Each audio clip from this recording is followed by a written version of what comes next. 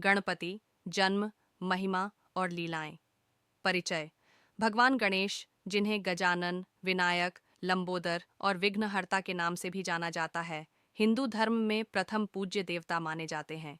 वे बुद्धि, समृद्धि और सौभाग्य के देवता हैं। किसी भी शुभ कार्य के आरंभ में सबसे पहले गणपति का पूजन किया जाता है ताकि कोई विघ्न न आए। उनका स्वरूप भक्तों के लिए अत्यंत प्रिय और मंगलकारी है। इस लेख में गणपति के जन्म, उनकी कथाओं, महिमा और भक्तों पर उनकी कृपा के बारे में विस्तार से वर्णन किया गया है। गणेश जी का जन्म कथा। गणपति के जन्म को लेकर कई पुराणों में विभिन्न कथाएं मिलती हैं। उनमें से सबसे प्रसिद्ध कथा यह है। एक बार माता पार्वती ने स्नान करने से पहले अपने शरीर के उबटन से एक सुंदर बालक का निर्माण किया। उन्होंने उस बालक को अपना द्वारपाल नियुक्त कर दिया और आदेश दिया कि जब तक वह स्नान कर रही हैं, कोई भी अंदर प्रवेश न करे। कुछ समय बाद भगवान शिव वहां पहुंचे और अंदर जाने लगे, लेकिन उस बालक ने उन्हें रोक दिया। शिव जी ने कई बार समझाने की कोशिश की, लेकिन वह बालक अपनी माता के आदेश के अनुसार अडिग रहा। क्रोधित होकर भगवान शिव ने अपने त्रिशूल से उस बालक का सिर काट दिया।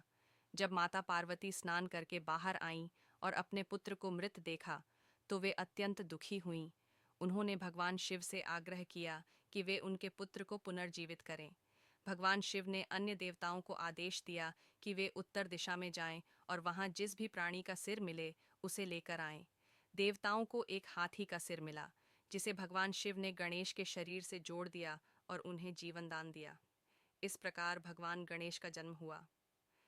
गणेश जी का स्वरूप मंगलकारी है। उनके बड़े कान ज्ञान को ग्रहण करने का प्रतीक हैं। लंबा सूंड सभी कार्यों में कुशलता और धैर्य का संकेत देता है, जबकि बड़ा पेट धैर्य और समृद्धि को दर्शाता है। उनकी छोटी आंखें गहरी सोच और बुद्धिमत्ता का प्रतीक हैं। उनके 4 हाथों में विभिन्न वस्तुएं होती हैं। एक हाथ में अंकुश, जो मन पर नियंत्रण का प्रतीक है। दूसरे हाथ में पाश, जो बुरी प्रवृत्तियों को रोकता है। तीसरे हाथ में मोदक, जो आत्मज्ञान और मिठास का प्रतीक है। और चौथा हाथ अभय मुद्रा में रहता है, जो भक्तों को सुरक्षा प्रदान करता है। गणेश जी की प्रमुख कथाएं। वेट। गणेश जी और वेद व्यास।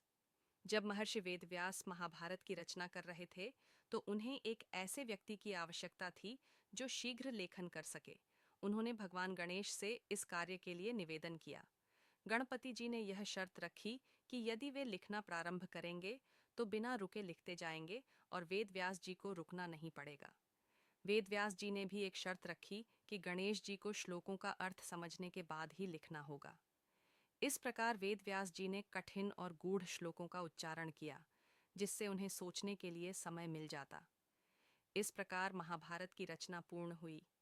डू। गणेश जी और कार्तिकेय के बीच स्पर्धा। एक बार नारद मुनि ने भगवान शिव और माता पार्वती के सामने एक दिव्य फल रखा, जिसे खाने से अपार ज्ञान की प्राप्ति होती थी।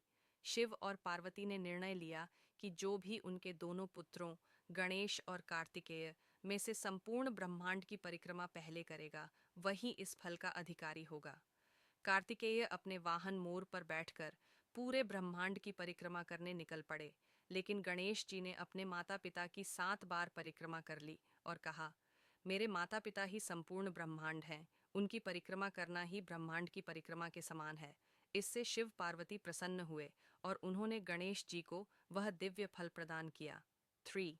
गणेश जी और चंद्रमा का श्राप। एक बार गणेश जी अपने वाहन मूषक पर बैठकर जा रहे थे। उनके हाथ में ढेर सारे मोदक थे। अचानक उनका मूषक एक सांप देखकर घबरा गया और गणेश जी नीचे गिर पड़े। उनके हाथ के मोदक बिखर गए।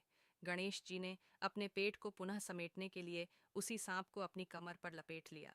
यह दृश्य देखकर चंद्रमा हंस पड़े। गणेश जी ने चंद्रमा को श्राप दे दिया कि आज के दिन जो भी तुम्हें देखेगा उस पर मिथ्या आरोप लगेंगे।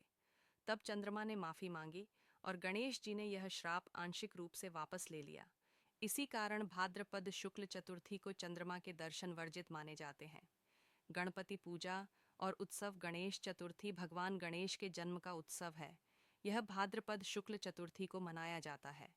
इस दिन लोग गणेश जी की मूर्ति की स्थापना कर 10 दिनों तक भक्तिभाव से पूजा करते हैं। फिर अनंत चतुर्दशी को उनकी मूर्ति का विसर्जन किया जाता है। गणेश पूजा में दूर्वा, मोदक, लाल फूल और सुपारी का विशेष महत्व होता है।